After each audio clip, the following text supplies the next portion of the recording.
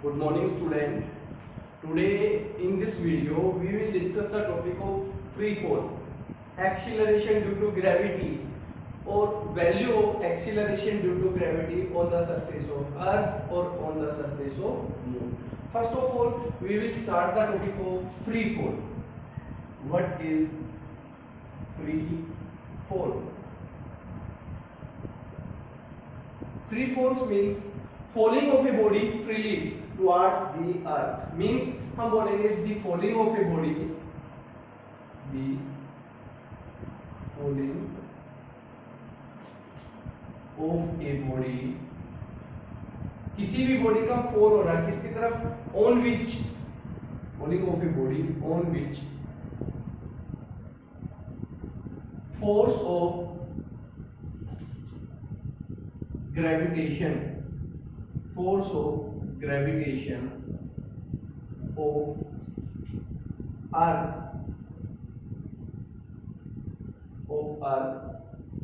act only is called free falling body, is called free falling body. उस body को क्या नाम दिया जाता है, free falling body. And such type of fall is known as, and such fall of a body, and such fall of a body is known as free fall. Means हम बात करें फ्री फॉल मीन्स किसी भी body का falling freely fall होना, जिसपे सिर्फ और सिर्फ एक ही फोर्स काम करे. कौन सा फोर्स काम करे, force of gravitation of earth, जिसपे force of gravitation of earth act only. यानी कि जिस बॉडी के ऊपर अर्थ का सिर्फ ग्रेविटेशनल फोर्स काम करे, उसके अलावा कोई दूसरा अदर फोर्स काम ना करे, ऐसे बॉडी को हम फ्री फॉल बॉडी का नाम दे सकते हैं. We will call the body free fall. तो मींस उस बॉडी को नाम दिया हम लोगों ने free falling body. And such type of fall, और इस तरीके का जो फॉल होता है, that is considered as free fall.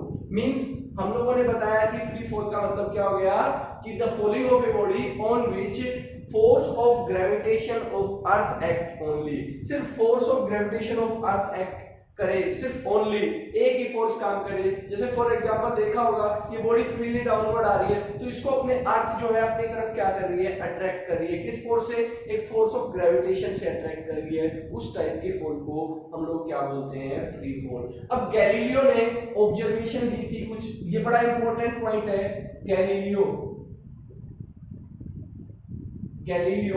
किसके regarding, observation, Galileo's observation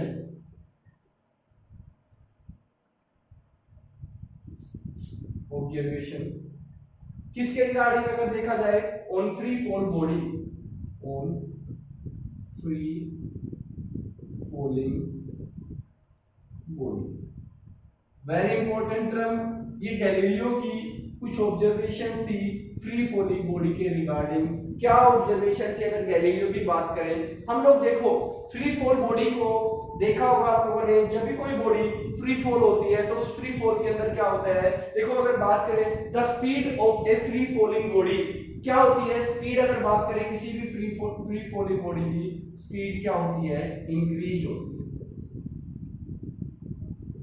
speed जो होता है, जैसे मान लो फॉर एग्जांपल हमने एक बॉल ली, इस बॉल को हम अगर ऊपर से नीचे गिरा रहे हैं तो उसकी स्पीड क्या होती है, यहाँ रेस्ट में थी, जीरो थी उसकी स्पीड, धीरे धीरे उसकी स्पीड क्या होती चली जाती है, इंक्रीज होती चली जाती है. स्पीड इंक्रीज कब, when comes down to the, आप लोगों के पास कम्स डाउन, नीचे की तरफ आती है. तो इस केस के अंदर क्या कह सकते हैं, इट्स मींस जो फ्री फॉलिंग बॉडी है उसके अंदर क्या हो रहा है, हम लोग बोल सकते हैं एक्सीलरेशन प्रोड्यूस हो रहा है, क्योंकि उसकी स्पीड चेंज हो रही है. स्पीड चेंज होने का मतलब आप लोगों के पास जो है उस फ्री फॉलिंग बॉडी को हम लोग क्या कर बोल सकते हैं, एक्सीलरेटेड बॉडी बोल सकते हैं. तो यानी कि फ्री फॉल बॉडी के अंदर जो है एक्सीलरेशन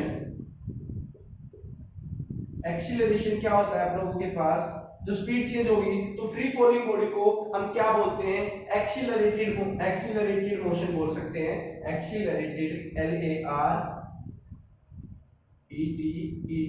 एक्सीलरेटेड मोशन का नाम दे सकते हैं। फ्री फॉलिंग बॉडी जो होती है उस बॉडी को हम लोग क्या बोलते हैं, एक्सीलरेटेड मोशन बोलते हैं। सपोज मैं आपको एक एग्जांपल देता हूं और उसका आपसे आंसर पुट करता हूं, तो आपका जो आंसर होगा, मैं बता रहा हूं वो आंसर आपका क्या होगा। मैंने क्या किया, एक क्वाइन को, एक ले लिया मैंने क्वाइन, और एक क्वाइन के साथ दूसरा मैंने ले लिया एक फेदर, जिसको पंख बोलते हैं। हम लोग देखा होगा किसी चीज का, जो आप लोग फेदर और क्वाइन दोनों को मैंने सेम हाइट से क्या किया, ड्रॉप किया।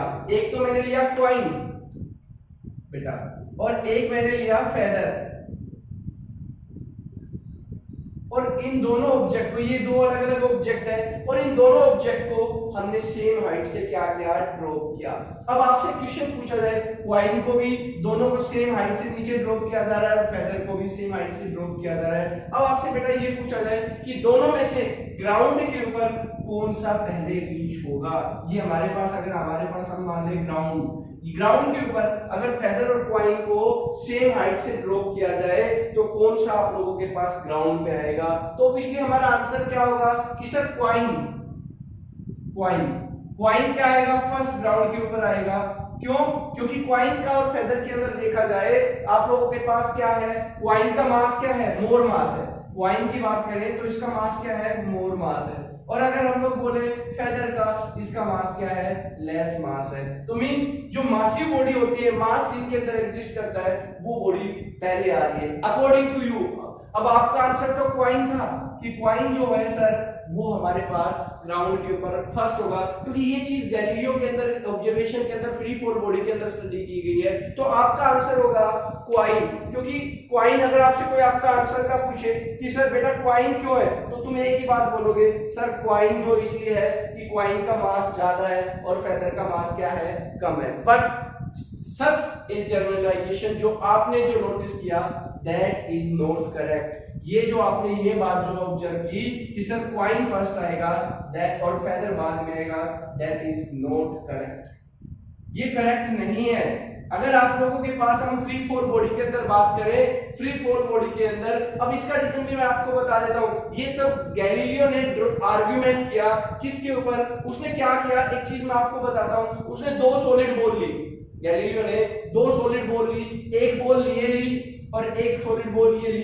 एक का मास उसने क्या लिया, मान लिया जाए 2 kg ले लिया जाए, और एक का मास उसने क्या ले लिया, 3 kg ले लिया।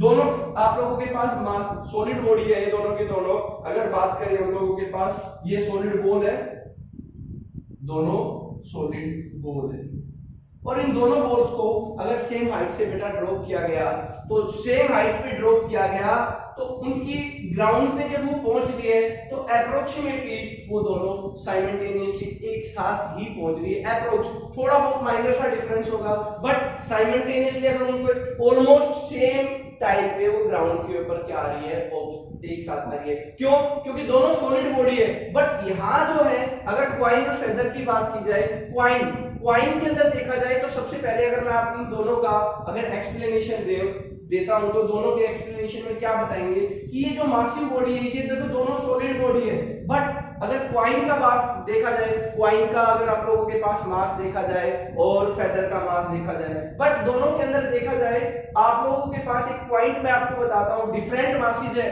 और डिफरेंट मासेज होने की वजह से भी, बट एयर का जो रेसिस्टेंस है, जितना किसी बॉडी का वॉल्यूम ज्यादा होगा, उतना ही उसमें एयर का रेसिस्टेंस क्या होगा, ज्यादा होगा। बट यहाँ तो एयर का रेसिस्टेंस मतलब मींस नीचे आ रही है तो एक ही काम करना चाहिए, सिर्फ फोर्स ऑफ ग्रेविटी काम करनी चाहिए। अगर एयर का रेसिस्टेंस की बात की जाए, तो एयर का रेसिस्टेंस कहां की तरफ काम कर रहा है, ऊपर की तरफ काम कर रहा है। तो क्या हुआ, यहाँ क्वाइन के ऊपर जो लगने वाला एयर का रेसिस्टेंस था, क्वाइन पहले क्यों आया, आप लोग कह रहे हैं ना क्वाइन पहले आएगा, और गैलीलियो के अकॉर्डिंग दोनों एक साथ आने चाहिए। क्यों, क्योंकि उनके ऊपर सिर्फ फ्री फॉल के अंदर एक ही फोर्स काम कर रहा है, और वो है फोर्स ऑफ ग्रेविटी, और वो ऑब्जेक्ट के मास के ऊपर डिपेंड नहीं करता, जो आगे चल के आपको पढ़ाया जाएगा। जो फ्री फॉलिंग बॉडी होती है उसके अंदर ग्रेविटी जो आप लोगों के पास जो काम कर रही है वो किसके ऊपर काम कर रही है, Gm/r का स्क्वायर। ये अभी आगे चल के डाटा आएगा, आपको निकालना बताएंगे कि कैसे निकालते हैं। तो मींस कॉइन के ऊपर जो लगने वाला एयर का रेसिस्टेंस है वो बहुत कम है, नेग्लिजिबल है, बट फेदर क्या वॉल्यूम ज्यादा होने की वजह से अगर उसके ऊपर एयर रेसिस्टेंस की बात की जाए तो वो एयर रेसिस्टेंस उस केस के अंदर बहुत ही ज्यादा है। अगर हम लोग बात करें गैलीलियो के अकॉर्डिंग बात करें, हम एयर के रेसिस्टेंस को बिल्कुल नेग्लेक्ट कर दें, सिर्फ एयर के रेसिस्टेंस को नेग्लेक्ट कर दे तो दोनों बॉडीज जो सेम हाइट से, चाहे वो कितने भी डिफरेंट मासेस की हो, अगर उन दोनों को एक सेम हाइट से ड्रॉप किया जाए तो वो दोनों साइमल्टेनियसली ग्राउंड के ऊपर, सिर्फ कब, जब एयर के रेसिस्टेंस को क्या कर दिया जाए, नेग्लेक्ट कर दिया जाए। तो लास्ट में टोटली क्या किया, गैलीलियो ने एयर को टोटली रिमूव कर दिया और रिमूव करने के बाद फिर इन दोनों बॉडीज के मोशन को, फ्री फॉल को उन्होंने स्टडी किया और स्टडी करने पर क्या ऑब्जर्व हुआ कि दोनों जो ऑब्जेक्ट है ग्राउंड के ऊपर एक साथ अगर सेम हाइट से ड्रॉप किए जाए तो दोनों एक साथ ग्राउंड के ऊपर रीच हो रहे हैं। क्यों? क्योंकि वहां पे उसके ऊपर लगने वाला सिर्फ एक ही फोर्स है, जिस फोर्स को हम क्या बोलते हैं, फोर्स ऑफ, क्या बोलते हैं, ग्रेविटेशन फोर्स ऑफ अर्थ। क्या बोलते हैं? Gravitation force of earth. तो मैंने यही तो बात बताई। तो गैलीलियो ने फ्री फॉल बॉडी को के मोशन को ऑब्जर्व करके क्या कंक्लूजन निकाला, गैलीलियो ने लास्ट में प्रेडिक्ट किया कि अगर एयर का जो इफेक्ट है, एयर के रेसिस्ट जो कर रही है, अपोज जो कर रही है, अगर एयर को सिस्टम से बिल्कुल रिमूव कर दिया जाए और परफेक्टली वैक्यूम बना दिया जाए तो उसमें अगर उन दो ऑब्जेक्ट को सेम हाइट से ड्रॉप किया जाए तो दोनों ऑब्जेक्ट जो हैं वो सेम टाइम पे अर्थ के सरफेस को टच करेंगे। That is the Galileo observation. अब आप कह देते हैं सर कॉइन पहले आएगा, फेदर बाद में आएगा, बट अकॉर्डिंग टू गैलीलियो अगर हम लोग फ्री फॉल बॉडी के अंदर स्टडी करें तो ये बात गलत है। क्यों? आपका आंसर होगा सर, मैंने बताया ना, कॉइन का वॉल्यूम कम है, जितना वॉल्यूम कम होगा उस पे लगने वाला एयर का रेजिस्टेंस उतना ही कम हो जाएगा और वो आप लोगों के पास अपोज करने की बजाय फोर्स ऑफ ग्रेविटी ज्यादा होगी, मोर होगी, जिसकी वजह से वो जल्दी नीचे आता है। और फेदर का एरिया ज्यादा है, वॉल्यूम ज्यादा है, तो उस पे लगने वाला जो अपोजिंग फोर्स है, जिसको हम लोग एयर का रेसिस्टिव फोर्स बोल रहे हैं, वो आप लोगों के पास क्या है, ज्यादा है। और वो उस पे फोर्स ऑफ ग्रेविटेशन की बजाय रेसिस्टिव फोर्स उसका ज्यादा अपोज कर रहा है, इस वजह से वो थोड़ा टाइम के बाद। बट अगर गैलीलियो के ऑब्जर्वेशन के अकॉर्डिंग स्टडी किया जाए, अगर एयर का जो इफेक्ट है उसको टोटली नेग्लेक्ट कर दिया जाए और सेम हाइट से दो ऑब्जेक्ट को ड्रॉप किया जाए तो बेटा दोनों ऑब्जेक्ट एक साथ ग्राउंड के ऊपर क्या होंगे, रीच होंगे। ये हमारा गैलीलियो का ऑब्जर्वेशन था। अब हम टॉपिक पढ़ते हैं acceleration due to gravity. What is acceleration due to gravity? ये गैलीलियो का ऑब्जर्वेशन सिर्फ आपको समझाने के लिए था, आपको बताया हुआ है कि कैसे अगर फ्री फॉल बॉडी के अंदर दो बॉडीज को अगर सेम हाइट से ड्रॉप किया जाए तो वो दोनों बॉडीज जो है सेम टाइम पे ग्राउंड के ऊपर क्या होंगी, रीच होंगी। अगला हमारा टॉपिक है acceleration. Acceleration due to gravity. Gravity को स्मॉल जी से रिप्रेजेंट करते हैं। What is acceleration due to gravity? देखा होगा फ्री फॉल बॉडीज के अंदर, देखा होगा जिस एक्सीलरेशन से अर्थ उस बॉडी को अपनी तरफ अट्रैक्ट करती है, उस एक्सीलरेशन को हम क्या बोलते हैं, एक्सीलरेशन ड्यू टू ग्रेविटी। तो बेटा क्या डेफिनेशन बनाएंगे? The acceleration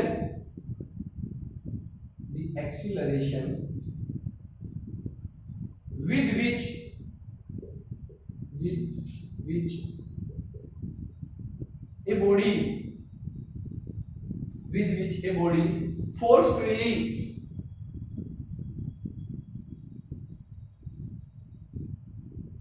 downward to the earth, किसकी तरफ गिरे, downward to the earth, is known as acceleration due to gravity, known as acceleration due to gravity। यानी कि जिस एक्सीलरेशन से, उस एक्सीलरेशन को हम एक्सीलरेशन ड्यू टू ग्रेविटी बोलते हैं। The acceleration with which a body falls freely downward to the earth, जिस एक्सीलरेशन से कोई body freely downward to the earth की तरफ आ रही है, उस एक्सीलरेशन को हम क्या नाम देते हैं? Acceleration due to gravity. इसको किससे डिनोट किया जाता है? It is denoted by g. किससे डिनोट किया जाता है? जी से। याद रखना बेटा, ये एक वेक्टर क्वांटिटी है, it is a vector quantity, it is a vector quantity. कोई आपसे पूछे कि एक्सीलरेशन ड्यू टू ग्रेविटी जो है उसको वेक्टर क्वांटिटी क्यों बोला गया है? क्योंकि भाई यहाँ तो डायरेक्शन है, किस अर्थ की तरफ है। कोई बॉडी जो है उसकी एक पर्टिकुलर डायरेक्शन है डाउनवर्ड टू दी अर्थ, तो जहां पर्टिकुलर डायरेक्शन होती है उस क्वांटिटी को हम किस तरीके की क्वांटिटी बोलते हैं? Vector quantity. यानी कि एक पर्टिकुलर डायरेक्शन होती है एक्सीलरेशन ड्यू टू ग्रेविटी की, और जहां जिस बॉडी के अंदर आप लोगों के पास देखा हो डायरेक्शन का इन्वॉल्वमेंट हो, ऐसी क्वांटिटी को हम लोग क्या बोलते हैं? Vector quantity. इसके बाद बात करें इसकी जो यूनिट होती है, अभी निकाल के भी बताएंगे आपको कितनी वैल्यू होती है, कैसे निकालते हैं। जो इसकी आप लोगों के पास यूनिट होती है, unit of acceleration due to gravity, या इसको शॉर्टकट में हम जी भी लिख सकते हैं। क्या होती है इसकी यूनिट बेटा? मीटर पर सेकंड स्क्वायर। वही जो एक्सीलरेशन की होती है, एक्सीलरेशन की यूनिट भी क्या होती है? मीटर पर सेकंड स्क्वायर होती है। तो हमारे पास एक्सीलरेशन ड्यू टू ग्रेविटी की जो यूनिट आ गई वो भी कितनी आ गई? मीटर पर सेकंड स्क्वायर। अब हम एक्सप्रेशन निकालते हैं कि एक्सप्रेशन कैसे निकाले एक्सीलरेशन ड्यू टू ग्रेविटी का, किसके अंदर, या हम बोले कि स्मॉल जी और कैपिटल जी के अंदर क्या रिलेशन है, तो वो चीज हम निकालते हैं। बड़ा इंपॉर्टेंट टर्म है, जिस फॉर्मूले को पूरी इस यूनिट में विद न्यूमेरिकल्स में इस फॉर्मूले को यूज किया जाएगा। तो सबसे पहले फॉर्मूला यूज करने से पहले हमें कैलकुलेशन आनी चाहिए कि हम एक्सीलरेशन ड्यू टू ग्रेविटी की कैलकुलेशन कैसे निकाल सकते हैं। तो हमारा टॉपिक है एक्सप्रेशन फॉर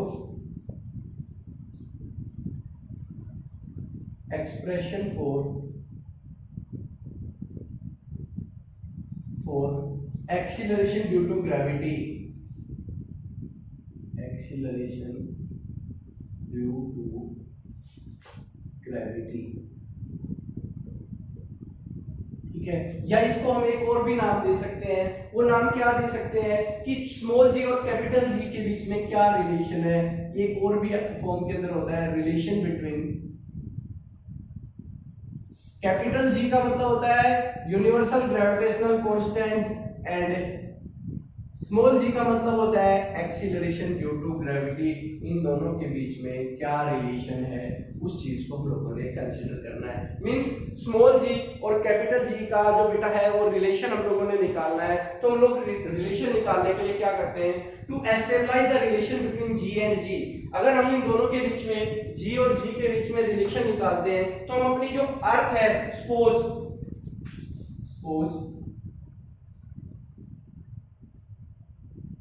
अर्थ इज, माना है एक्चुअल में अर्थ जो है वो परफेक्टली आप लोगों के पास स्फीयर नहीं है। Suppose earth is perfect sphere of radius R. हमने अर्थ को क्या किया? परफेक्टली स्फेरिकल मान लिया, स्फीयर मान लिया, जिसकी रेडियस कितनी है? आर है, एंड उसका मास कितना माना है? And mass of earth M मान लिया। देखो मैं आपको बनाता हूं, एक्चुअल में अर्थ जो है वो परफेक्टली स्फीयर नहीं है, वो ओवल शेप के अंदर है, जिसको इलिप्टिकल शेप भी बोलते हैं हम लोग। इलिप्स की फॉर्म में अंडाकार, अंडे की जैसी शेप की है। बट काफी सारे कैलकुलेशंस निकालने के लिए हम अर्थ को यहाँ पे सपोज क्या कर रहे हैं, हमारी जो अर्थ है वो परफेक्ट स्फीयर की फॉर्म के अंदर है, जिसकी रेडियस आर है और उसका क्या है? मास है एम। मैंने क्या किया देखो, यहाँ पे ये मैंने अर्थ मान ली, बिल्कुल राउंड मान लेते हैं, अर्थ को बिल्कुल स्फेरिकल शेप के अंदर मान लेते हैं, स्फीयर की फॉर्म में मान लेते हैं। ये हमारे पास अर्थ है, हमारी परफेक्ट स्फीयर की फॉर्म के अंदर मान लिया। ये इसका सेंटर पॉइंट है, तो ये इसकी क्या होगी? रेडियस होगी। तो ये यहां से लेकर और यहां तक की रेडियस कितनी होगी? आर होगी। कितनी होगी, आर रेडियस से रिप्रेजेंट करते हैं, तो यहाँ से डिस्टेंस लेके और यहाँ तक कितनी डिस्टेंस होगी, आर होगी। इस अर्थ का जो मास है, ये ओरिजिन पॉइंट होता है सेंटर, इस अर्थ का जो मास है वो कैपिटल एम से रिप्रेजेंट कर लिया। ठीक है, हमने कोई ऑब्जेक्ट मान लिया है, जिस ऑब्जेक्ट का मास, यहाँ कोई एक ऑब्जेक्ट मान लिया एम, स्मॉल एम, ऑब्जेक्ट के मास को हमेशा स्मॉल एम से रिप्रेजेंट करते हैं, अर्थ के मास को हमेशा बड़े एम से रिप्रेजेंट करते हैं। कंसीडर, क्या माना, consider an object of mass M, of mass M, कितना है मास एम, इस प्लेस, कहां रखा हुआ है, इज हेल्ड या is place, mass M is placed at a distance R from the centre of अर्थ।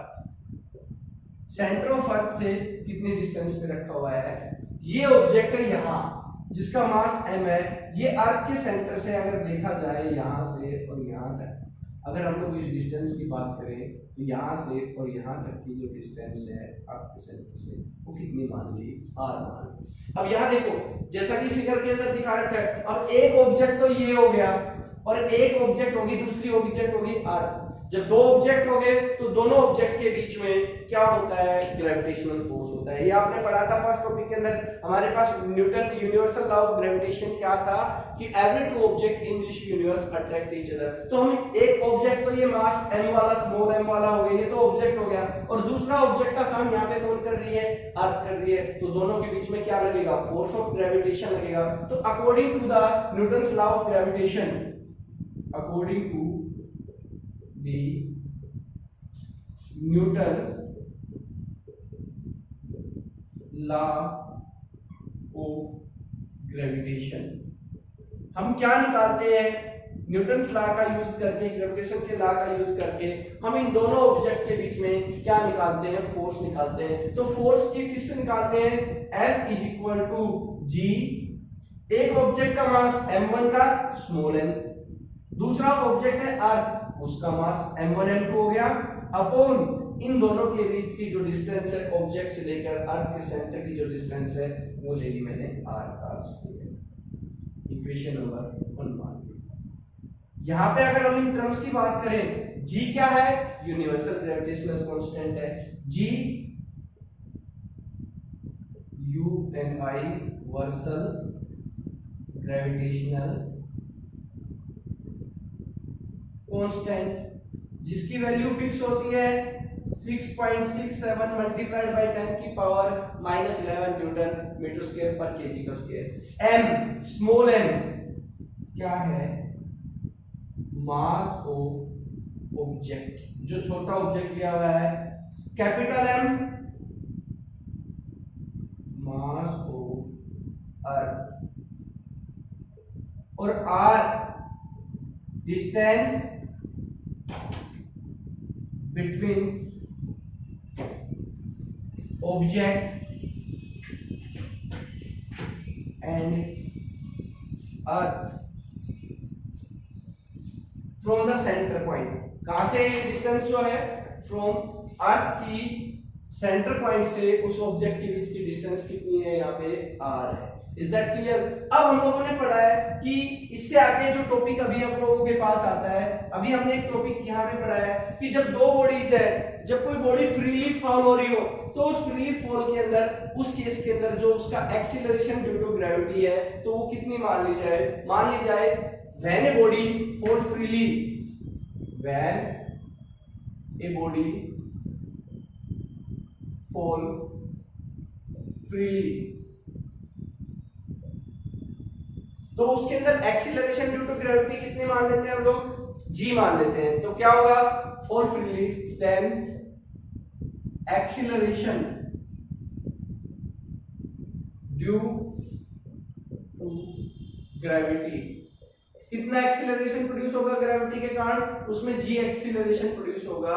जो मैंने बोला आपको कि a एक्सीलरेशन होता है नॉर्मल मोशन के अंदर, बट फ्री फॉल के अंदर जहां अर्थ ऑब्जेक्ट आ जाए वहां उसका एक्सीलरेशन ड्यू टू ग्रेविटी की हम g से रिप्रेजेंट करते हैं। तो न्यूटन का सेकंड लॉ पढ़ा है, according to Newton second law of motion, second law of motion क्या पढ़ा है, F इज इक्वल टू क्या आ गया, mg, mass multiplied by acceleration पढ़ा है, बट यहाँ एक्सीलरेशन ड्यू टू ग्रेविटी की वैल्यू, जो एक्सीलरेशन है उसकी वैल्यू किससे रिप्रेजेंट कर रहे हैं, g से। इक्वेशन नंबर 2 का नाम दे दिया। अब देखो इक्वेशन नंबर 1 वेयर g की बात करें तो मैंने बताया ना g क्या है बेटा, एक्सीलरेशन ड्यू टू क्या है, ग्रेविटी है। अगर हम इक्वेशन 1 और 2 की बात करें दोनों केसेस के अंदर, फर्स्ट इक्वेशन और सेकंड इक्वेशन की बात करें तो from equation first and second we get, अगर दोनों की बात करें बेटा तो दोनों की लेफ्ट हैंड साइड, इसमें भी फोर्स की वैल्यू निकाल रखी है, इसमें भी फोर्स की वैल्यू निकाल रखी है। तो बेटा दोनों की लेफ्ट हैंड साइड इक्वल है, तो क्यों ना हम इनकी राइट हैंड साइड को इक्वल रख दे, तो कर देते हैं। तो इसकी राइट हैंड साइड क्या है, mg, और इसकी राइट हैंड साइड क्या है, g m upon r cos kr। Is that clear? जो कैंसिल आउट हो, क्योंकि दोनों इक्वेशन की ये राइट साइड और इसकी ये राइट साइड दोनों इक्वल होगी, जब लेफ्ट इक्वल है तो राइट अंडरस्टूड है इक्वल होगी। जो कैंसिल आउट होता है उनको कैंसिल कर दिया। यहाँ देखो m से n दोनों केसेस के अंदर कैंसिल हो रहा है, हो गया। अगर हम लोग बात करें यहाँ पे तो हमारे पास g की वैल्यू जो आ गई वो कितनी आ गई, g is equal to gm upon r cos kr, ठीक है। तो ये क्या आ गई, इसको इक्वेशन नंबर हम लोग क्या बोलते हैं, 3। और ये जो रिलेशन है किसके बीच में है, g और स्मॉल g के बीच में रिलेशन है। This is relation between g and g। ये जो आपके पास रिलेशन आया है, this is relation between g and g, दोनों के बीच में स्मॉल जी और कैपिटल जी दोनों के बीच में रिलेशन है। बट कई बार क्या होता है, हमारे पास जो ऑब्जेक्ट होता है, अब तो ये होता है अर्थ का, यहां जो मैं लिख रहा हूं ये जो लाइन लगा रहा हूं ये अर्थ का है बेटा सरफेस, क्या बोला जाता है इसको, सरफेस। और ये इसका क्या है, ये जो ओरिजिन पॉइंट है ये बोला जाता है अर्थ का ओरिजिन या सेंटर बोलते हैं। अगर ऑब्जेक्ट जो हो, बॉडी जो हो वो near by the earth surface हो, गांव near by the earth surface हो, तो उस केस के अंदर जो डिस्टेंस होती है वो डिस्टेंस बॉडी की उस ओरिजिन पॉइंट से उसके किसके बराबर आ जाती है, रेडियस। क्योंकि आप लोगों ने पढ़ा है सर्कल में कहीं से सेंटर पॉइंट से कोई भी लाइन लगा दो वो सब उसकी क्या होती है, रेडियस होती है। तो अगर ऑब्जेक्ट को यहां रख दिया जाए, जिसको मैं बोल रहा हूं यहां पे ले आए, तो उस केस के अंदर क्या होगा, उस केस के अंदर क्या होगा, if body is near or on the surface of earth,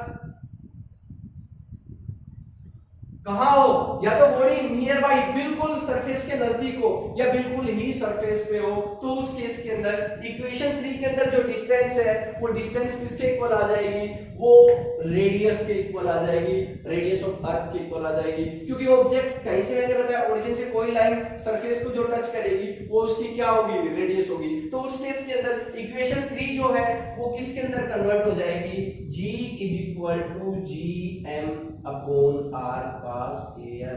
ये रिलेशन तब बनेगा जब बेटा बॉडी जो है वो कहां हो, अर्थ के सरफेस पे हो, तो डिस्टेंस r होगी, और अर्थ के सरफेस से बहुत ही ऊपर हो तो उसके सेंटर पॉइंट से जो डिस्टेंस होती है वो उसकी क्या होगी, डिस्टेंस होगी। बड़ा इंपॉर्टेंट डेरिवेशन है। एक बार फिर से दोबारा मैं रिपीट करता हूं बच्चों, एक बार बहुत दोबारा से कंसंट्रेट होकर समझना कि हमने निकालना है एक्सीलरेशन ड्यू टू ग्रेविटी का एक्सप्रेशन निकालना है कि एक्सीलरेशन जो ड्यू टू ग्रेविटी आई ये किसके इक्वल आई, ये एक्सप्रेशन निकालना था हम लोगों ने।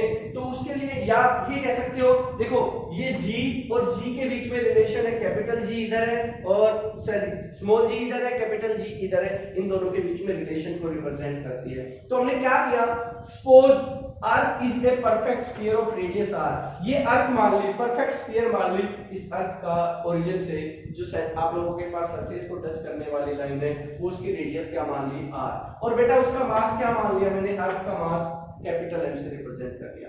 मान लिया कोई ऑब्जेक्ट है, an object of mass N, कोई भी ऑब्जेक्ट है, उस ऑब्जेक्ट का मास स्मॉल एम है, वो कितनी डिस्टेंस पे रखा हुआ है, आर डिस्टेंस पे रखा हुआ है, कहां से, उसके सेंटर पॉइंट से। तो देखो ये वो ऑब्जेक्ट है एम मास वाला जो आर डिस्टेंस पे सेंटर से रखा हुआ है। तो अब दो ऑब्जेक्ट हो गए, एक तो ये ऑब्जेक्ट हो गया और एक दूसरा ऑब्जेक्ट हो गया अर्थ। तो दो ऑब्जेक्ट इस यूनिवर्स में एक दूसरे को अट्रैक्ट करते हैं, किससे, ग्रेविटेशनल फोर्स से। तो मैंने न्यूटन का लॉ ऑफ ग्रेविटेशन यूज किया और उन दोनों ऑब्जेक्ट के बीच में फोर्स ऑफ ग्रेविटेशन की वैल्यू निकाली। तो F इज इक्वल टू क्या आ गया, G m1 m2 upon r का स्क्वायर। m1 की जगह ऑब्जेक्ट का मास, m2 अर्थ है, दूसरा ऑब्जेक्ट अर्थ है, तो अर्थ का मास कैपिटल M, और उन दोनों के बीच की डिस्टेंस जो है वो कितनी है, r है। मैंने इसको इक्वेशन नंबर 1 का नाम दे दिया। किसका नाम दे दिया, इक्वेशन नंबर 1। G क्या है, यूनिवर्सल ग्रेविटेशनल कांस्टेंट। स्मॉल क्या, m क्या है, mass of the object. Capital M क्या है, mass of the earth. r क्या है, distance between object and earth, कहां से, उस अर्थ के सेंटर पॉइंट से उस ऑब्जेक्ट की जो डिस्टेंस है वो कितनी है, r है। अब हम बात करें, जब भी कोई बॉडी फ्रीली फॉल हो रही हो तो उसके अंदर जो एक्सीलरेशन प्रोड्यूस होता है, उस एक्सीलरेशन को हम क्या मानते हैं, एक्सीलरेशन ड्यू टू ग्रेविटी। तो ये बॉडी है, ये फॉल हो रही है अर्थ की तरफ, फ्री फॉल हो रही है, तो उसने इसका हमने एक्सीलरेशन ड्यू टू ग्रेविटी की वैल्यू को क्या रखा, g से रिप्रेजेंट कर दिया। अब हमने क्या निकाला, न्यूटन का सेकंड लॉ पढ़ा है जिसके अंदर फोर्स की डेफिनेशन बताई थी। फोर्स टू वेरिएबल्स का प्रोडक्ट होता है, मास का और एक्सीलरेशन का। बट यहाँ एक्सीलरेशन की जगह कौन यूज कर रहे हैं, एक्सीलरेशन ड्यू टू ग्रेविटी। तो मैंने फोर्स की वैल्यू निकाली, m, g की जगह क्या, m a की जगह क्या रख दिया, एक्सीलरेशन की जगह acceleration due to gravity use कर दी। इसको इक्वेशन नंबर 2 का नाम दे दिया। इक्वेशन 1 और 2 की बात करें, दोनों में बेटा इन दोनों की लेफ्ट हैंड साइड क्या है, इक्वल है, और लेफ्ट हैंड साइड इक्वल है तो राइट हैंड साइड भी अंडरस्टूड इक्वल ही होगी। तो दोनों की राइट हैंड साइड को मैंने इक्वल रख दिया। यहाँ mg आया, ये mg यहाँ रख दिया, यहाँ पूरा ये राइट हैंड साइड ये थी, इसको मैंने उठा के यहाँ रख दिया। जो इन दोनों टर्म्स में, दोनों साइड्स में जो कॉमन टर्म थी वो मास था, मास से मास मैंने कैंसिल कर दिया। तो मेरे पास क्या बच गया, g is equal to gm बाई r का स्क्वायर। ये दोनों ऑब्जेक्ट के बीच में, ये स्मॉल g और कैपिटल G के बीच में रिलेशन आ गया।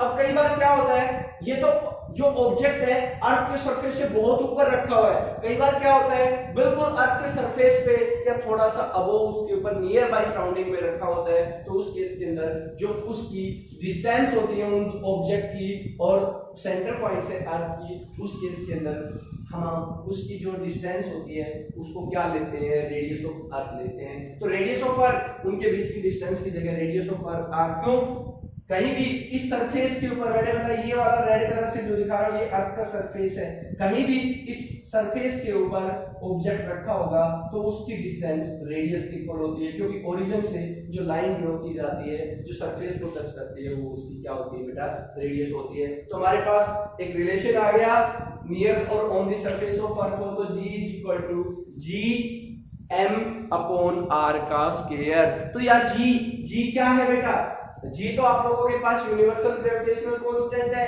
Capital M mass of the अर्थ है और capital R radius of the अर्थ है, या ये कह सकते हो ओरिजिन से और सरफेस के बीच की डिस्टेंस है जहां ऑब्जेक्ट रखा हुआ है, हैंड है। अब हम लोग वैल्यू निकालते हैं दो पॉइंट्स की, एक तो acceleration due to gravity on the surface of earth और acceleration due to gravity on the surface of moon. तो बेटा हम वैल्यू निकालते हैं acceleration due to gravity on the surface of earth पे क्या उसकी वैल्यू होती है। अभी हमने लास्ट टॉपिक में फॉर्मूला निकाला था एक्सीलरेशन ड्यू टू ग्रेविटी का, क्या निकाला था, जब ऑब्जेक्ट कहां पे होता है, surface of the earth. We know that acceleration due to gravity के अंदर देखा होगा हमने ग्रेविटी का फॉर्मूला निकाला था g is equal to gm upon r का स्क्वायर। कब, जब ऑब्जेक्ट कहां होता था, on the surface of earth, और यहां पे हमें किस पे निकालना है, on the surface of earth निकालना है। तो बेटा देखो जो वैल्यूज है g, जैसे यूनिवर्सल ग्रेविटेशनल कांस्टेंट की बात करें g की वैल्यू फिक्स होती है, जिसकी वैल्यू कितनी होती है 6.67 मल्टीप्लाइड बाय 10 की पावर -11 न्यूटन मीटर का स्क्वायर और पर केजी का स्क्वायर। मास ऑफ द अर्थ, ये वैल्यू आपको बेटा याद रखनी पड़ेगी। m किसको रिप्रेजेंट करता है? मास ऑफ द अर्थ, जिसकी वैल्यू फिक्स होती है, कितनी होती है? 6 मल्टीप्लाइड बाय 10 की पावर 24 kg, ये वैल्यू भी फिक्स होती है। और r, रेडियस ऑफ अर्थ की वैल्यू भी फिक्स होती है 6.4 मल्टीप्लाइड बाय 10 की पावर 6 मीटर। तो सारी वैल्यू हमारे पास अवेलेबल है, तो क्यों ना इन वैल्यूज को हम इक्वेशन नंबर इस फर्स्ट के अंदर पुट कर देते हैं। जो लास्ट वीडियो के अंदर इक्वेशन नंबर 4 आई थी हमारे पास, फर्स्ट ना बोल के लास्ट वीडियो में इक्वेशन नंबर 4 का नाम आया था, जिसके अंदर हमने एक्सीलरेशन ड्यू टू ग्रेविटी की वैल्यू निकाली थी। कहां पे? ऑन द सरफेस ऑफ अर्थ। तो वैल्यू निकालते हैं, तो वैल्यू को पुट करने के लिए g की वैल्यू कितनी आ गई? 6.67 10 की पावर -11। मास, ऑब्जेक्ट का मास, इसकी वैल्यू कितनी है? ये 6 मल्टीप्लाइड बाय 10 की पावर 24 अपॉन r का स्क्वायर, r कितना है? 6.4 मल्टीप्लाइड बाय 10 की पावर 6 का स्क्वायर। बेटा अब इसको सिंपलीफाई करने का बड़ा आसान सा तरीका है। जितना कैलकुलेशन को जितना शॉर्ट बनाना चाहेंगे वो बनती चली जाएगी, और जितना कॉम्प्लिकेटेड बनाना चाहेंगे वो भी आपके हाथ में कॉम्प्लिकेटेड भी बनाते जाओ। मेरा मानना है सबसे पहले जितना इजी बनाना है, तो जितनी भी 10 की पावर वाले हैं उन सबको एक तरफ कर देते हैं। तो देखो इसको सिंपलीफाई करने का तरीका है 6.67 मल्टीप्लाइड बाय, दूसरा वेरिएबल है 6 मल्टीप्लाइड बाय 10 की पावर, ये ऊपर कितना है? -11, और दूसरा कितना है? 10 की पावर 24 अपॉन r का स्क्वायर। बेटा इसका स्क्वायर खोलते हैं, स्क्वायर को हटाते हैं, तो 6.4 मल्टीप्लाइड बाय 6.4, तो इसको तो दो बार लिख दिया हम लोगों ने। और एक की पावर m, और m की पावर अगर n हो तो एक की पावर mn हो जाता है। आपने मैथ्स में फॉर्मूला पढ़ा होगा, एक की पावर m और इसकी पावर n हो तो ये फॉर्मूला एक की पावर mn के अंदर कन्वर्ट हो जाता है। तो 6 और मल्टीप्लाइड बाय 2 कितना हो गया? 10 की पावर बेटा कितना हो गया? प्लस का कितना हो गया? 12। अब और सिंपलीफाई करते हैं, और सिंपलीफाई करने के लिए हम क्या करते हैं? ये फॉर्मूला भी मैथ्स में पढ़ा है कि एक की पावर m और एक की पावर n अगर बेस इक्वल हो और मल्टीप्लाइड हो रहे हो तो एक की पावर क्या हो जाता है? m प्लस n भी हो जाता है। तो क्या करते हैं हम लोग? देखो 6.67 इधर 6 लेते हैं और इधर 6.4 और इधर 6.4, ये हो गया। जो जो बच गया 10 की पावर माइनस का 11 और ऊपर कितना हो गया? प्लस का 24। और ये जब वेरिएबल ऊपर जाएगा तो देखो अगर इसी को हम लोग यहाँ से ऊपर ले जाएंगे तो ये भी कैसा हो जाएगा? अगर हमारे पास देखें तो यहाँ भी ये माइनस का 12 हो जाएगा। अगर मैं आपको एक और स्टेप में करके दिखाऊं तो मैं इसको ऊपर ले गया तो 10 की पावर कितना हो गया? -12 हो गया, क्योंकि नीचे प्लस का था ऊपर गया माइनस का हो गया। अब इसको सिंपलीफाई करते हैं तो जी की वैल्यू आ गई 6.67 6 अपॉन 6.4 6.4। अब देखो पॉइंट हटा दे, नीचे भी 2 पॉइंट है ऊपर भी 2 पॉइंट है, तो पॉइंट से पॉइंट खत्म हो गए, सारे पॉइंट खत्म हो गए, इक्वल आ गया। अब इसको सोल्व करते हैं। 10 की पावर -11 24, इसको सोल्व कर लो पहले, जितना इजी बनाना है आपके हाथ में। 24 में से 11 माइनस कर दो 3 और यहाँ 1, तो कितना बच गया? प्लस का 13, और इसके साथ में क्या हो गया? 10 की पावर -12। बेटा इसको सोल्व करो, पहले इसको सोल्व करते हैं। इसका जो मल्टीप्लिकेशन करते हो तो मल्टीप्लिकेशन कर लेना बेटा, मैं आपको मल्टीप्लिकेशन डायरेक्ट बता देता हूं, आप कैलकुलेशन को कर लेना।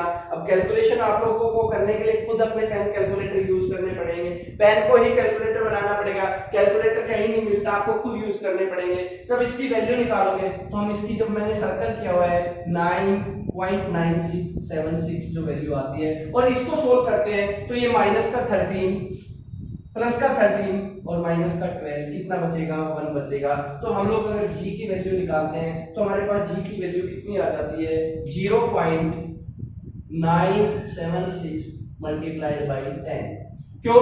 इसमें से करेंगे 10 की पावर 1 का मतलब क्या होता है? 1 10 हो जाएगा, तो इसको मल्टीप्लाइड करते हैं तो हमारे पास g की वैल्यू बेटा कितनी आ गई?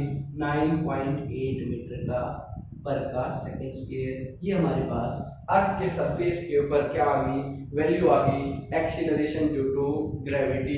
बट अगर हम बात करें ये वैल्यू जो acceleration due to gravity on the surface of earth निकाले, ये कांस्टेंट नहीं होती है, क्योंकि हम लोग किसको वैल्यू मान के अर्थ को परफेक्टली स्फेरिकल वैल्यू मान के निकालते हैं। बट अगर हम लोग क्या करें, कॉन्स्टेंट्स पूरे सरफेस पे घूमे, अर्थ के पूरे सरफेस पे घूमे, देखो एक्चुअल में अर्थ जो है वो इस तरीके की ओवल शेप के अंदर है। अभी आगे आर्टिकल आने वाला है, यहाँ रेडियस और यहाँ रेडियस में काफी सारा डिफरेंस है, ये इक्वेटर बोला जाता है और ये पोल बोला जाता है। बट ये वैल्यू सिर्फ और सिर्फ उस केस के लिए निकाली जाती है, कांस्टेंट कहाँ मानी जाती है, जहाँ अर्थ को हम परफेक्टली स्फीयर मानते हैं। बट एक्चुअल में ये वैल्यू कांस्टेंट नहीं होती, प्लेस टू प्लेस ये वैल्यू क्या हो रही है, चेंज हो रही है। अब हम एक छोटा सा डेरिवेशन और निकालते हैं इसी के साथ, value of acceleration due to gravity on the surface of moon. अगर मून के सरफेस के ऊपर हम एक्सीलरेशन ड्यू टू ग्रेविटी की वैल्यू निकालें तो क्या आएगी, तो हम लोग हमारे पास अगला आर्टिकल है, वैल्यू ऑफ एक्सीलरेशन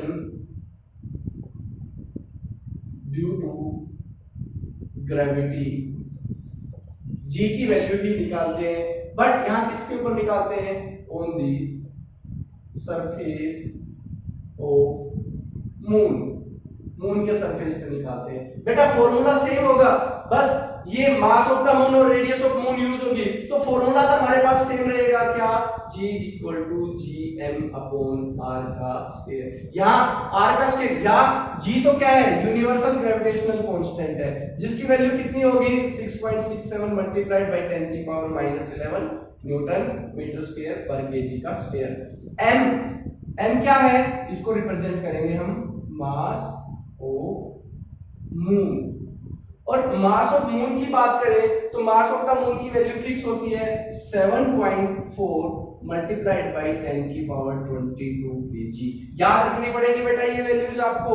और रेडियस ऑफ द मून की बात करें कि मून की रेडियस कितनी होती है, जैसे अर्थ की अगर सरफेस पे रखा है तो रेडियस ऑफ मून अगर हम बात करें तो वो कितनी होती है, 1.75 मल्टीप्लाइड बाय 10 की पावर 6 मीटर। ये जो वैल्यूज हैं जो मैंने आपको बताई है, ये वैल्यूज आपको कंफर्म अपने फील करनी पड़ेगी माइंड के अंदर, क्योंकि बार बार ये वैल्यूज कहीं नहीं आती है। मास ऑफ द मून ये है 7.4 मल्टीप्लाइड बाय 10 की पावर 22 केजी, और रेडियस ऑफ द मून कितनी है, 1.7 मल्टीप्लाइड बाय 10 की पावर 6 मीटर। अब इन वैल्यूज को क्यों ना हम फॉर्मूले के अंदर जो फॉर्मूला निकाला हुआ है इस फॉर्मूले के अंदर पुट कर दें, तो हम पुट करने पर हमारे पास क्या आता है, 6.11 मून का मास 7.4 मल्टीप्लाइड बाय 10 की पावर 22 केजी अपॉन 1.75 10 की पावर 6 का स्क्वायर। बेटा वैसे ही सिंपलीफाई करने का तरीका सिंपल सेम है। सेम क्या है आप लोगों के पास जो प्रोसेस है, तो उसके अकॉर्डिंग हम लोग बात करें तो यहाँ 6.67 और ये 7.4 और यहाँ इसको दो बार खोल देंगे 1.75 10 की पावर माइनस का 11 10 की पावर 22 और ये 12 ऊपर जाएगा तो 10 की पावर -12। ठीक है बेटा, जब इस डाटा को सोल्व करते हैं, इस डाटा को सोल्व करने पर और इस डाटा को सोल्व करने पर हमारे पास जो वैल्यू आती है, अगर इस डाटा को भी सोल्व करेंगे तो जी की वैल्यू सिंपलीफाई आप कर लेना। सिंपलीफाई करने का तरीका आपको मैं बता रहा हूं, आप अपना इसका सिंपलीफिकेशन कर लेना। आंसर जो आएगा 16.116 मल्टीप्लाइड बाय इसकी वैल्यू आएगी 10 की पावर -1।